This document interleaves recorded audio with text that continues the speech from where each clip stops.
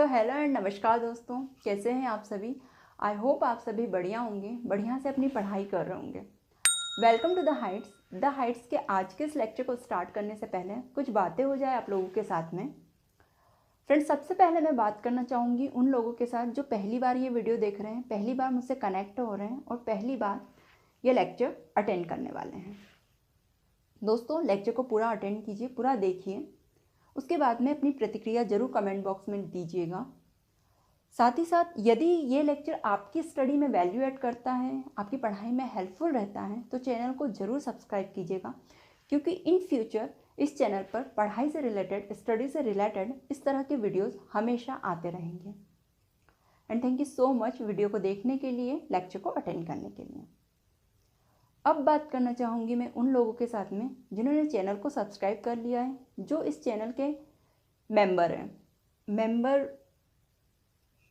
Member ही कहना चाहूँगी दोस्तों, क्योंकि द हाइट्स फैमिली है ये, और आप लोग यदि इसके सब्सक्राइबर हैं तो आप इस चैनल के, इस फैमिली के मेंबर हुए हैं। फ्रेंड्स, आप लोगों के लिए बहुत बड़ा वाला थैंक यू, बिकॉज आप लोगों के कारण ही ये चैनल बना है, और ये चैनल अगर इन फ्यूचर ग्रोथ करता है तो ये आप लोगों की वजह से ही करेगा। फ्रेंड्स, इसके साथ में मैं आपसे निवेदन करना चाहूँगी कि आप सारे लेक्चर्स अटेंड कीजिए, नोट्स बनाइए और प्रॉपर तरीके से उन्हें लर्न कीजिए। जब ये सीरीज़ एंड होगी फ्रेंड्स हिस्ट्री की, तब आपके हाथ में, यकीन मानिए, ऐसा सोर्स हाथ लगने वाला है जो हिस्ट्री से रिलेटेड आपकी सारी प्रॉब्लम सॉल्व कर देगा। अभी तो खैर हिस्ट्री की सीरीज चल रही है, आने वाले वक्त में हम ज्योग्राफी वगैरह, इकोनॉमिक्स, सारे सब्जेक्ट पढ़ेंगे धीरे धीरे, है ना। तो फिलहाल तो हिस्ट्री चल रहा है, तो हिस्ट्री का सोर्स आपके हाथों में लगने वाला है। जैसे ही हिस्ट्री कंप्लीट हो जाएगा, आपके हाथों में एक नोट्स के रूप में ऐसा सोर्स आने वाला है जो एग्जाम में काफ़ी हेल्पफुल रहेगा आपको मार्क्स दिलवाने में और एग्जाम को क्लियर करवाने, क्योंकि हिस्ट्री से रिलेटेड क्वेश्चन पूछे ही जाते हैं, निश्चित तौर पर पूछे जाते हैं एग्जामिनेशंस में। And once again thank you so much. अब मैं बात करना चाहूँगी उन लोगों के साथ में जिन्होंने इस चैनल को सब्सक्राइब किया है, मतलब वो द हाइट्स फैमिली के मेंबर तो है ही हैं, साथ ही साथ कमेंट कर कर मुझे अप्रिशिएट करते हैं, मुझे बूस्टअप करते हैं, मुझे चार्जअप करते हैं। सो थैंक यू काफ़ी छोटा वर्ड होगा दोस्तों आप लोगों के लिए तो, क्योंकि आप लोग मेरे लिए एनर्जी का सोर्स हैं, ऊर्जा का स्रोत हैं, और किसी के लिए एनर्जी का सोर्स बनना, ऊर्जा का स्रोत बनना काफ़ी बड़ी बात होती है। और ये बड़ी बात तब होती है जब आप उस व्यक्ति से काफ़ी दूर हों। सो फ्रेंड्स, फिर भी थैंक यू, वैसे तो छोटा शब्द है लेकिन फिर भी थैंक यू सो मच। साथ ही साथ आपके जो कमेंट है इतने प्यारे होते हैं, जो मुझे इतना बूस्टअप कर देते हैं कि वक्त की कमी होने के बावजूद भी मैं यहाँ पर लेक्चर बनाने के लिए खड़ी हो जाती हूँ, लेक्चर तैयार करने लगती हूँ आप लोगों के लिए। चलिए दोस्तों, यही सारा थैंक यू वगैरह मुझे बोलना था आप लोगों को। काफ़ी दिनों से मैं सोच रही थी कि आप लोगों को मैं एक थैंक यू मैसेज तो देना पड़ेगा मुझे, क्योंकि आप लोगों के कमेंट ही इतने प्यारे होते हैं। और तो आप सभी का thank you so much once again. मैं जितना थैंक यू बोलूँ उतना कम है। चलिए अब स्टार्ट कर देते हैं लेक्चर को बिना वक्त गवाए, क्योंकि काफ़ी लेक्चर बड़े हो जाते हैं, मुझे पता है दोस्तों, लेकिन डिटेल में पढ़ना भी ज़रूरी है। तो फ्रेंड्स, हम पढ़ रहे थे पोस्ट मौर्यन एज, हम पढ़ रहे थे मौर्योत्तर काल। मौर्योत्तर काल में हमने शुंग वंश, कण्व वंश और सातवाहन वंश के बारे में जाना, उनके बारे में पढ़ा। जिन्होंने लेक्चर नहीं अटेंड करे हैं उन्हें देख लीजिएगा, ताकि चीज़ें आपको बेहतर तरीके से समझ में आए। थोड़ा सा समरी हम देख लेते हैं ताकि चीज़ें थोड़ी क्लियर हो जाए हमें। मौर्योत्तर काल अर्थात मौर्य वंश के बाद में भारत में आने वाले साम्राज्यों का काल, जिसको हम दो भागों में विभक्त करते हुए पढ़ रहे हैं। पहला है ब्राह्मण शासक, दूसरा है विदेशी शासक। ब्राह्मण शासक के अंतर्गत आने वाले वंश जिन्होंने भारत के अंदर ही राज किया, है ना फ्रेंड्स। जो मौर्य वंश था, जब उसका पतन हो गया था तो भारत में कई छोटे बड़े साम्राज्यों का उदय हुआ था, और एक ही समय पर कई डायनेस्टीज आ गई थी जिन्होंने भारत पर शासन करना स्टार्ट कर दिया था, है ना। मौर्य वंश में क्या होता था कि मगध साम्राज्य, पूरे भारत पर मगध साम्राज्य था, पाटलिपुत्र राजधानी थी, पाटलिपुत्र में ही शासक रहते थे। और जो इतना बड़ा भूभाग था, तो वहाँ पे क्या किया, छोटे छोटे राज्य बना दिए और वहाँ पे राज्यपाल स्थापित कर दिए थे, और राज्यपाल वे शासन संभालते थे। उनके मुखिया कौन होता था, मगध साम्राज्य के जो सम्राट होते थे वे होते थे। लेकिन जैसे ही मौर्य साम्राज्य का पतन हुआ, वे जो राज्य थे उनके जो राज्यपाल थे वे स्वयं ही उन राज्यों के शासक बन गए और अपने राज्यों को क्या बना दिया, साम्राज्य घोषित कर दिया। उस समय पे दोस्तों मौर्य काल जैसे ही स्टार्ट हुआ, उस समय पे ऐसा लग रहा था कि भारत पुनः अराजकता की स्थिति में जाने वाला है। तो ये कुछ स्थितियां चल रही थी भारत की, ठीक है। अब विदेशी शासकों के बारे में हमें चर्चा करना है, तो हम विदेशों के बारे में देख लेते हैं।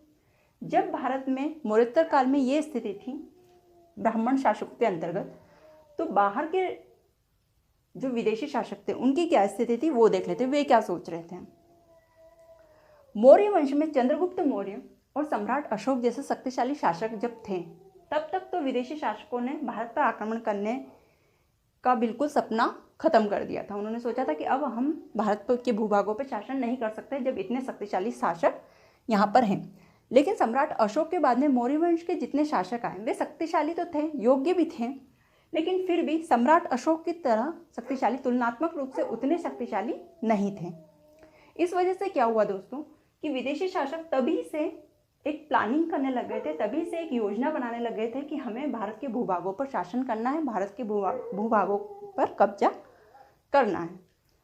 तो ये चीज़ें तभी से स्टार्ट होने लग गई थी। और फिर धीरे धीरे जब बृहदत्त अंतिम मौर्य वंश के शासक हुए, उस टाइम तक तो काफ़ी कुछ बढ़ गई थी। तो आइए देख लेते हैं हम विदेशी शासकों को, साथ ही साथ मौर्योत्तर काल में आने वाले जितने भी वंश हुए थे विदेशी शासकों के, उनके बारे में भी अध्ययन कर लेंगे। तो पहले हम देख लेते हैं कौन कौन से शासकों के बारे में हम पढ़ेंगे। तो विदेशी शासकों में हम हिंद यवन शासक, शक शासक, पहलव और कुषाणों के बारे में पढ़ेंगे, और यही क्रम है इनका भारत में इन्वेजन करने का, भारत में आने का। हिंद यवन शासक पहले आए, शक आए जिन्हें हम सीथियन भी कहते हैं, पहलव आए जिन्हें हम पार्थियन भी कहते हैं, और कुषाण आए, ठीक है।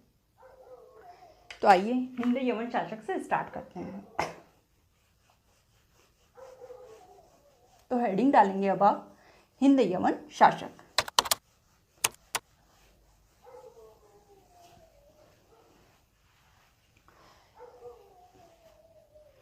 हेडिंग डालिए हिंद यवन शासक।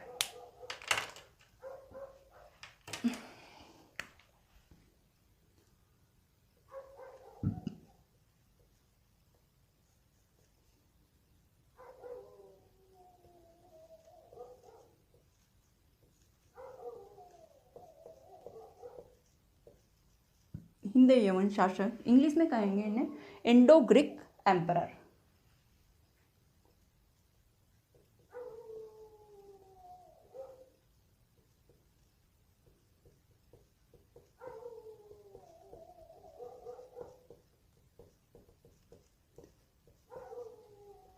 ठीक है फ्रेंड्स, तो हिंद यवन शासकों को पढ़ने से पहले थोड़ी सी कुछ और बातें हैं जो इम्पोर्टेंट है वो समझ लेते हैं, ताकि चीज़ें हमें अच्छे से समझ में आएगी दोस्तों।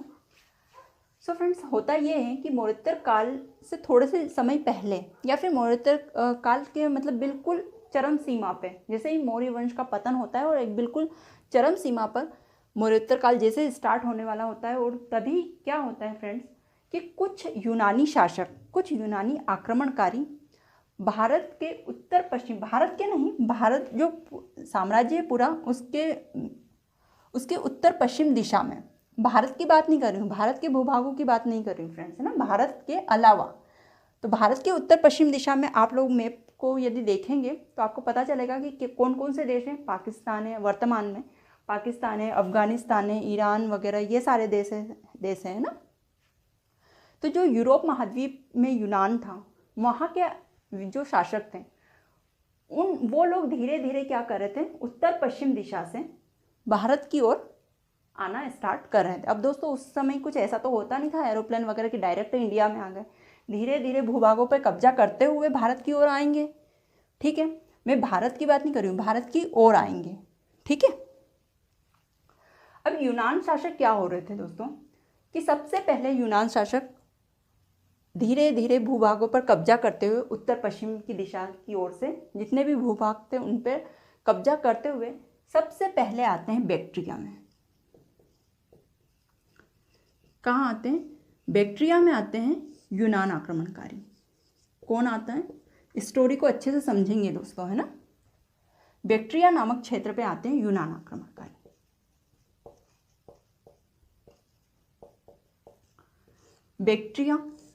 बैक्ट्रिया जिसके अन्य नाम इतिहास में हमें मिलते हैं बाख्तर, एक और अन्य नाम है इसका तुखरिस्तान,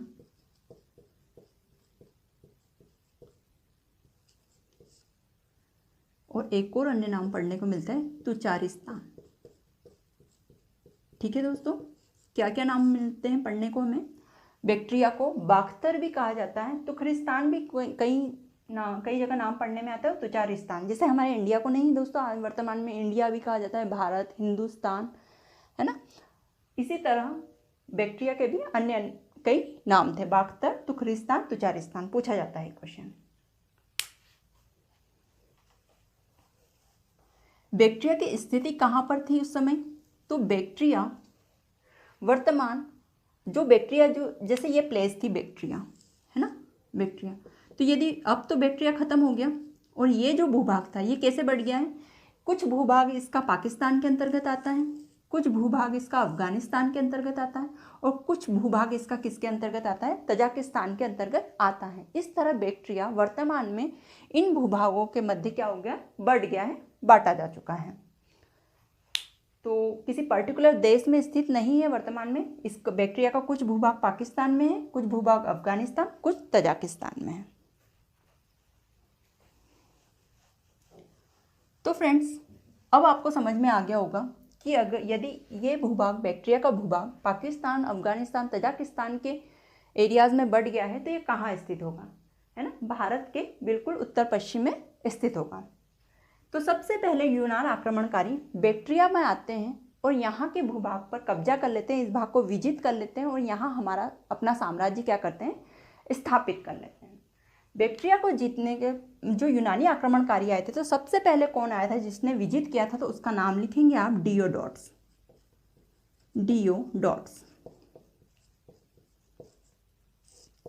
डियोडोट्स प्रथम। ये वे शासक थे जिन्होंने सबसे पहले बैक्ट्रिया का हिस्सा जीता और उस पर अपना साम्राज्य स्थापित कर लिया था। अब तक इनका इन्वेजन इंडिया में नहीं हुआ है दोस्तों, ठीक है। डियोडोट्स प्रथम सफलतापूर्वक बैक्ट्रिया पे अपना साम्राज्य स्थापित करते हैं, अपना शासन स्थापित करते हैं। उसके बाद में, इनकी मृत्यु के बाद में, इनके उत्तराधिकारी बनते हैं डियोडोट्स द्वितीय।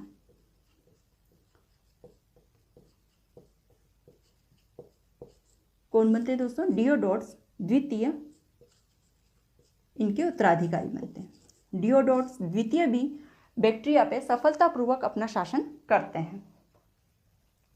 उसके बाद में इनके उत्तराधिकारी बनते हैं यूथिडेमस। क्या नाम लिखेंगे आप? यूथिडेमस। यूथिडेमस या फिर आप लिखेंगे यूथिडेमिस, दोनों ही नामों से इनको जाना जाता है। यूथिडेमिस, मैं यहाँ पे यूथिडेमिस लिख रही हूँ, ठीक है। उसके बाद में डियोडोट्स द्वितीय के जो उत्तराधिकारी बनते हैं, जो इनहेरिटर बनते हैं, जो सक्सेसर बनते हैं, वो कौन होते हैं? यूथिडेमिस होते हैं।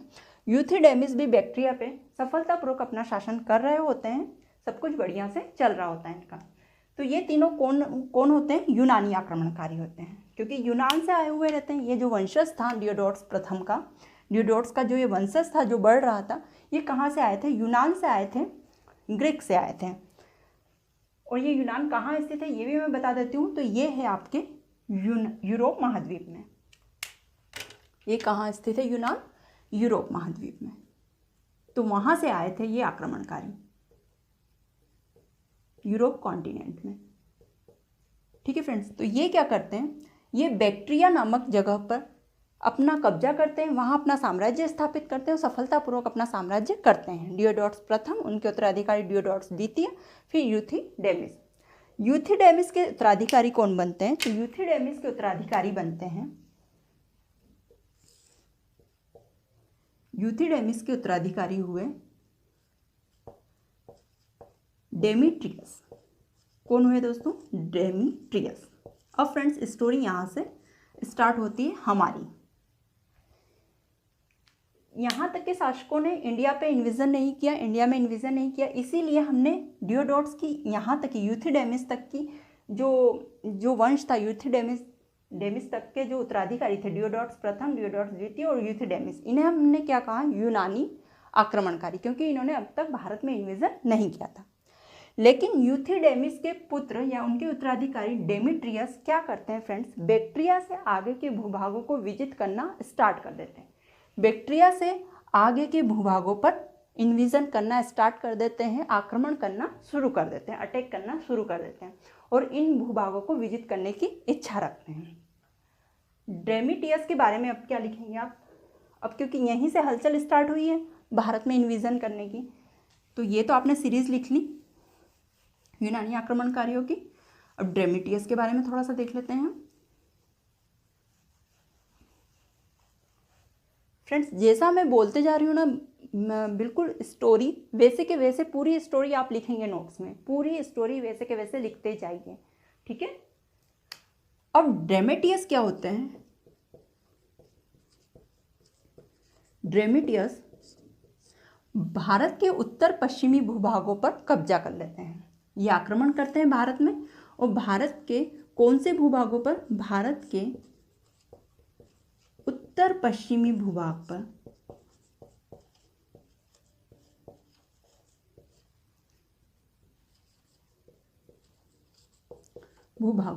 कब्जा करते हैं।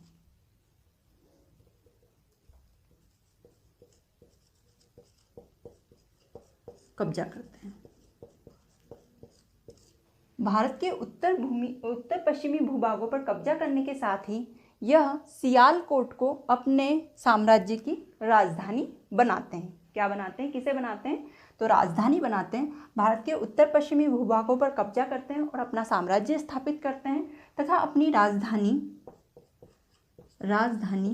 किसे बनाते हैं, साकल को बनाते हैं, जिसका वर्तमान नाम सियालकोट है, ठीक है। साकल भी आ सकता है, इसलिए साकल को भी याद रखना है, क्योंकि वर्तमान में साकल का ही नाम क्या है, सियालकोट है। सियालकोट को क्या करते हैं दोस्तों, ये अपनी राजधानी बनाते हैं। ये यूनान आक्रमणकारी सियालकोट यहाँ पर, मतलब इन्होंने भारत में क्या कर दिया, इन्विजन कर दिया, भारत पर आक्रमण कर दिया। अब भारत के भूभागों को यहाँ से, ये यूनानी आक्रमणकारी हुए डेमेट्रियस, जिन्होंने भारत के भूभाग पर कब्जा किया और यहाँ अपना साम्राज्य स्थापित किया। मौर्योत्तर काल के पहले नहीं, उससे पहले भी विदेशी आक्रमण हुए हैं फ्रेंड्स। अब मैं यहाँ पे जो लाइन बोलने वाली हूँ वो क्या है, आप उसको बिल्कुल समझ के लिखना और उसे समझना भी, इस लाइन को। मौर्योत्तर काल में यूनानी आक्रमणकारी डेमेट्रियस प्रथम ऐसे शासक हुए जिसने भारतीय भूभागों पर क्या किया, कब्जा किया। मौर्योत्तर काल के पहले सिकंदर आए, है ना, उनके सेनापति वगैरह आए थे, एंटियोकस वगैरह आए थे, उन्होंने यहाँ पर कब्जा कर लिया था, यहाँ पे शासन भी किया था, ये हमने पढ़ी है। लेकिन मैं बात कर रही हूँ मौर्योत्तर काल में डेमेट्रियस पहले यूनानी आक्रमणकारी हुए जिन्होंने भारत के भूभागों पर कब्जा किया और सियालकोट को अपनी राजधानी बनाया।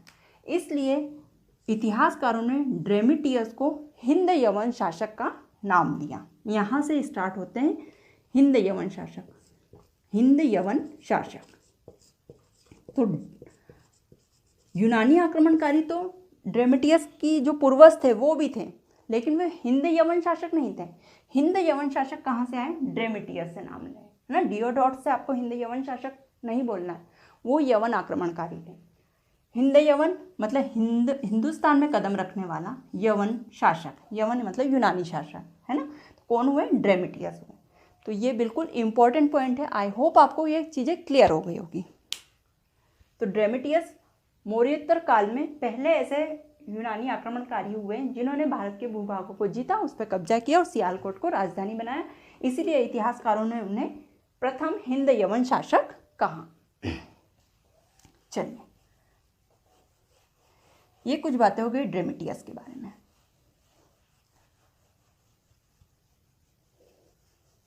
राजधानी क्या थी इनकी, साकल या सियालकोट।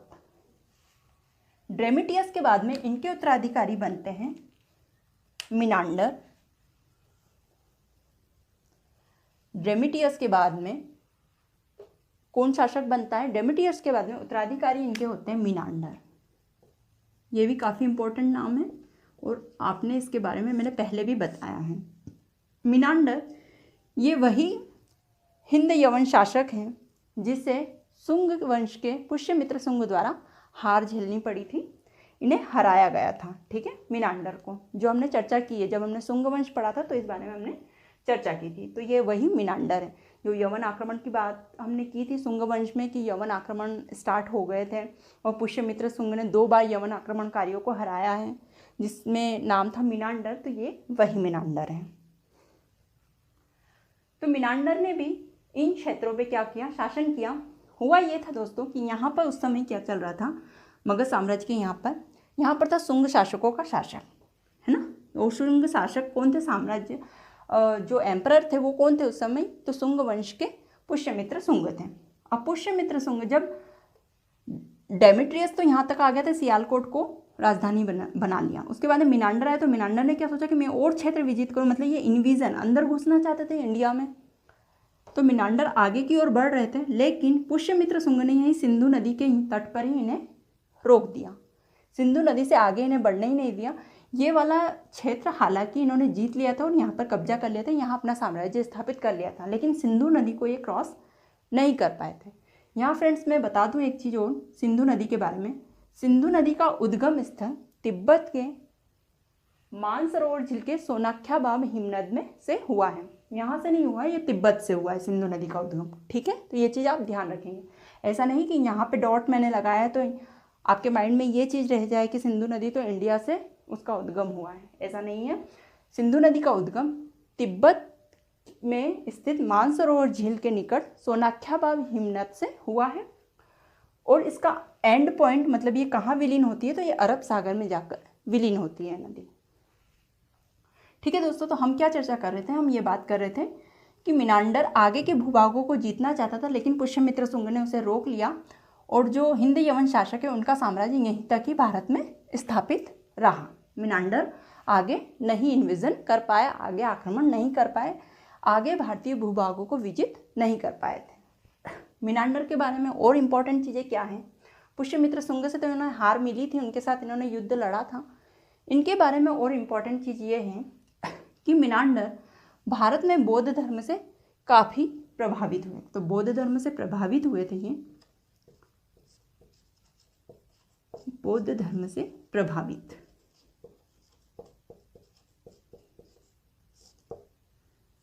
बौद्ध धर्म से प्रभावित हुए थे। इन्होंने बौद्ध भिक्षु नागसेन से बौद्ध धर्म की दीक्षा प्राप्त की थी। तो क्या लिखेंगे? मीनांडर द्वारा बौद्ध भिक्षु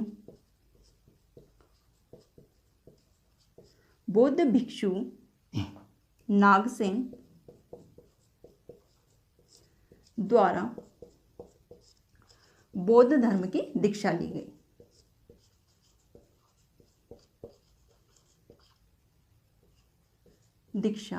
ली गई। फ्रेंड्स, एक साहित्य हुआ बौद्ध धर्म में मिलिंद पन्हो। तो मिलिंद पन्हो, अच्छा एक चीज़ और देख लीजिए इस पॉइंट को समझने से पहले। बौद्ध साहित्य में मीनांडर का एक अन्य नाम भी मिलता है, वो है मिलिंद। तो बौद्ध साहित्य में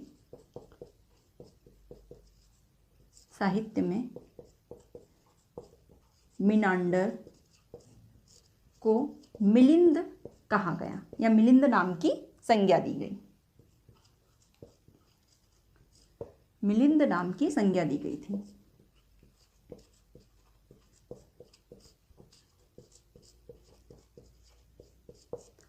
ठीक है फ्रेंड्स, अब यहाँ पे व्हाइट बोर्ड पे स्पेस नहीं है तो मैं आपको बोल के बता देती हूँ, आप लिख लीजिएगा।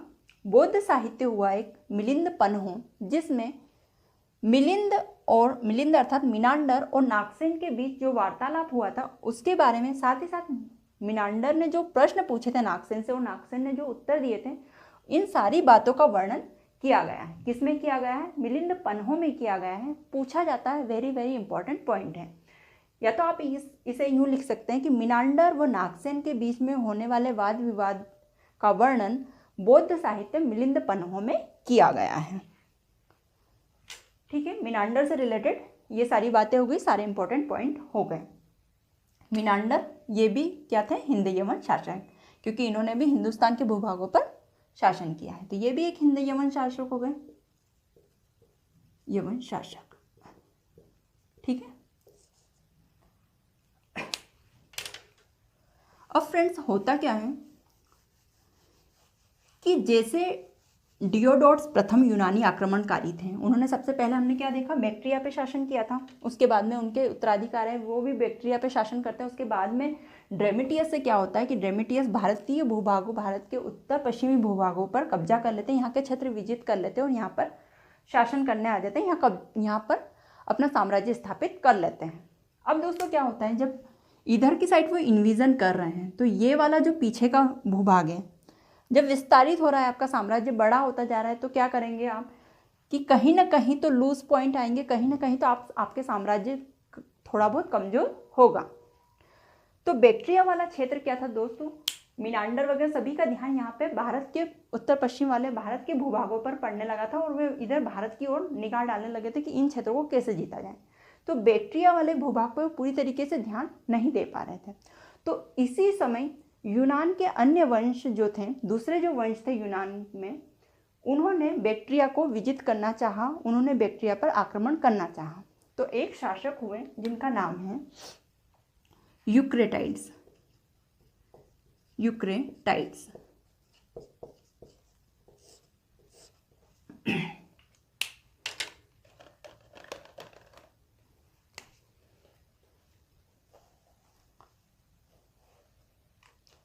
तो एक अन्य शासक हुए यूक्रेटाइड्स।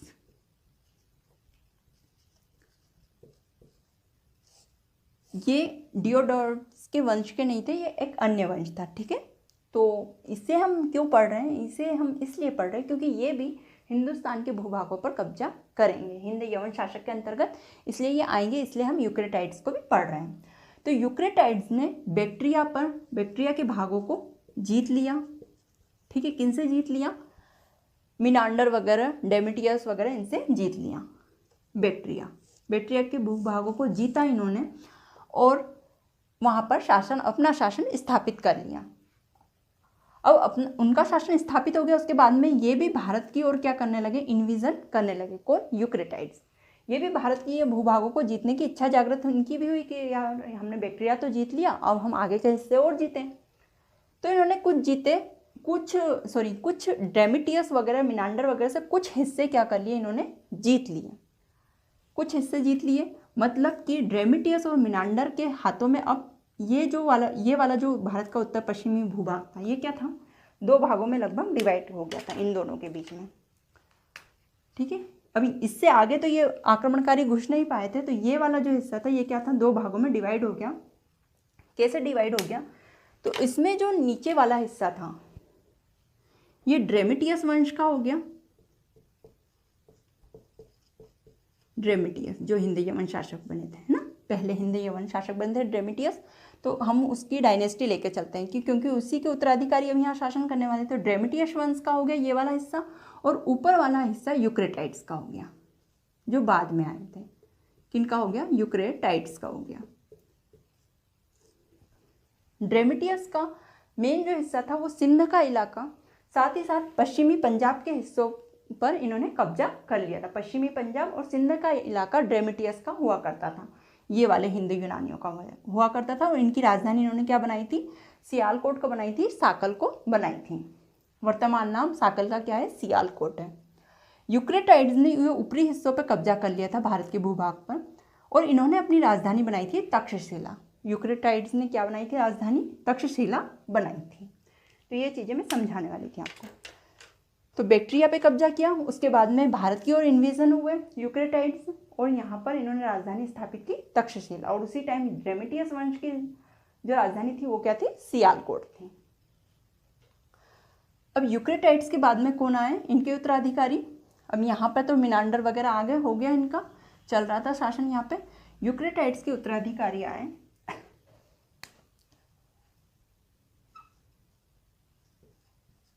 एंटियालकिड्स।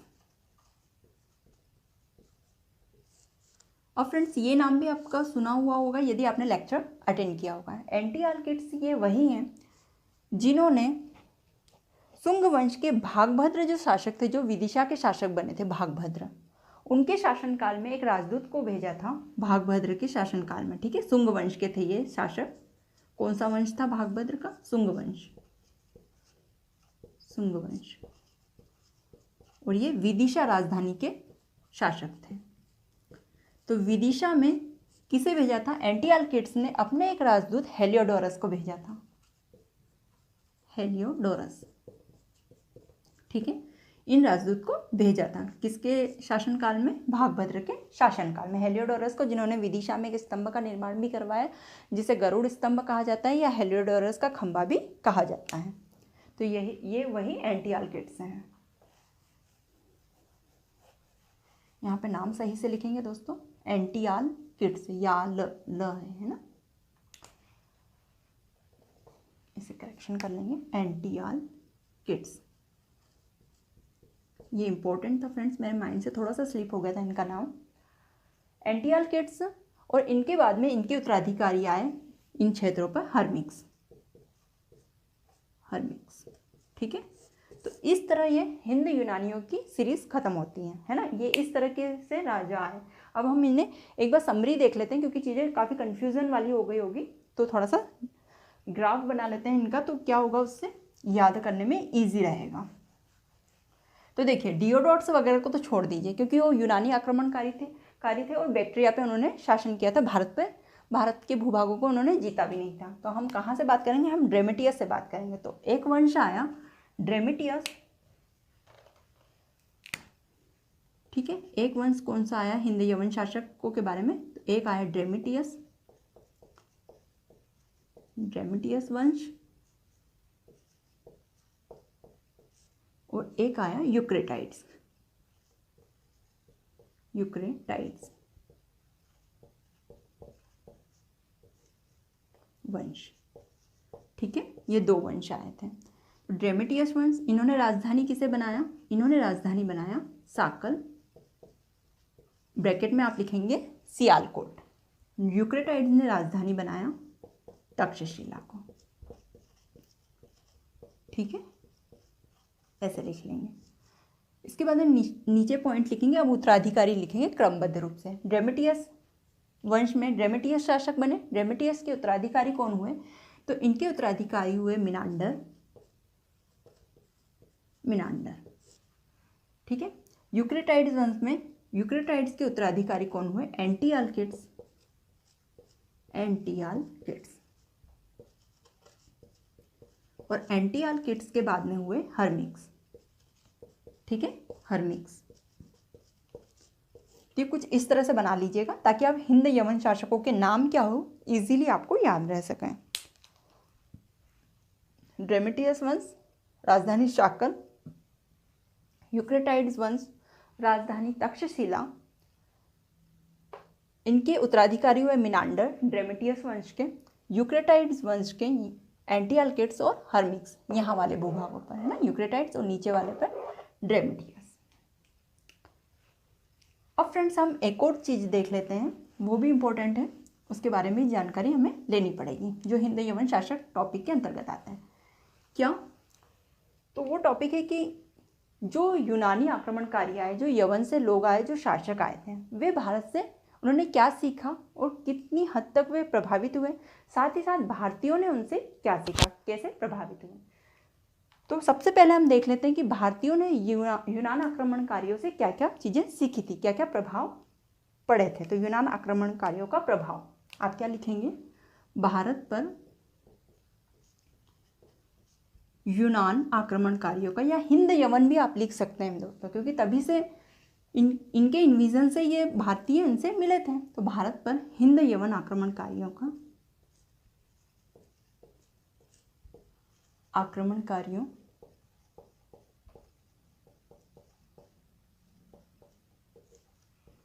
प्रभाव। ठीक है, तो क्या क्या इफेक्ट हुए देख लेते हैं। तो भारतीयों ने यूनान आक्रमणकारियों से पहली चीज सीखी, तो वो क्या थी? ज्योतिष शास्त्र, ज्योतिष शास्त्र सीखा यूनानी लोगों से भारतीयों ने। ज्योतिष शास्त्र तथा नक्षत्रों को पढ़ना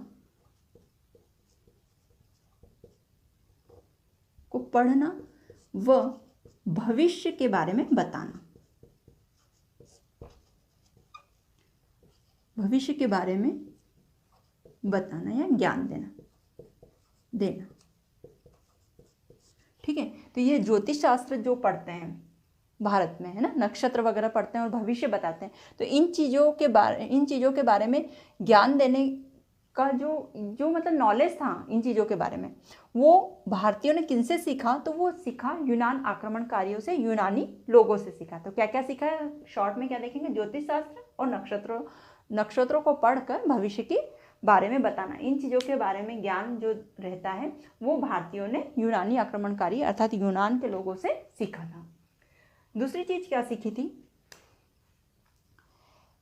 एक सीखी थी इन्होंने हेलेनिस्टिक कला। हेलेनिस्टिक कला सीखी, हेलेनिस्टिक आर्ट जिसे कहते हैं। जैसे मथुरा कला, गांधार कला वगैरह नहीं होता दोस्तों, ऐसे ही हेलेनिस्टिक भी एक आर्ट है। तो ये सीखा है यूनानी लोगों से भारतीयों ने, हेलेनिस्टिक आर्ट। साथ ही विशेष प्रकार के सिक्के बनाना, सिक्कों का निर्माण विशेष तरीके से कैसे? जो ये यूनानी शासक थे फ्रेंड्स, इन्होंने सिक्के बनवाए थे, विशेष प्रकार के सिक्के बनाए थे। किस तरह के सिक्के बनाए थे? तो इनके सिक्कों से पता चल जाता है था कि किस शासक ने कौन सा सिक्का बनाया है। जैसे ड्रेमेटियस शासक थे, तो इन्होंने जब सिक्के बनवाए तो उन सिक्कों पर इनका चित्र होता था। साथ ही साथ खरोष्टी भाषा में कुछ लेख लिखे होते थे। ठीक है, कुछ लेख लिखे होते थे।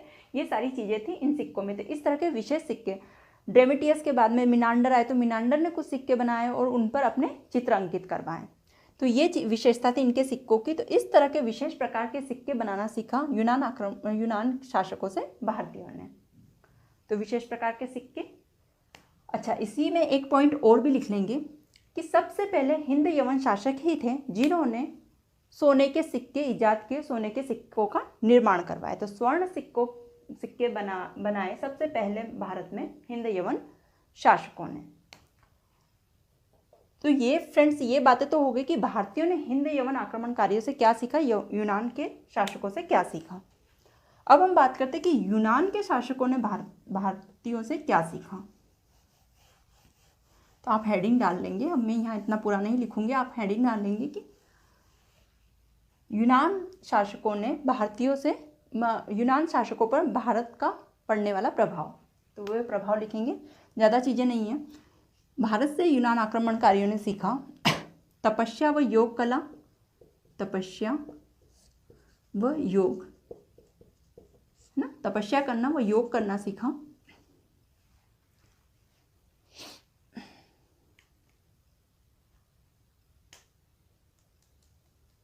बस फ्रेंड्स, खास तो यही था, तपस्या व योग कला जो थी वो सीखा है यूनान आक्रमणकारियों ने भारत से।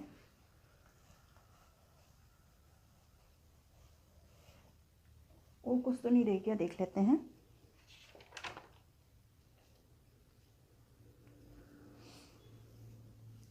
हाँ, और एक और पॉइंट है कि भारतीय धर्म को अपनाया इन्होंने। जैसे हमने देखा बौद्ध धर्म वगैरह, उससे मिनांडर ने बौद्ध धर्म की दीक्षा ले ली थी। तो बौद्ध धर्म भारतीय था, तो भारतीय धर्म से प्रभावित हुए और धर्म को अपनाया था, भारतीय धर्म को अपनाया।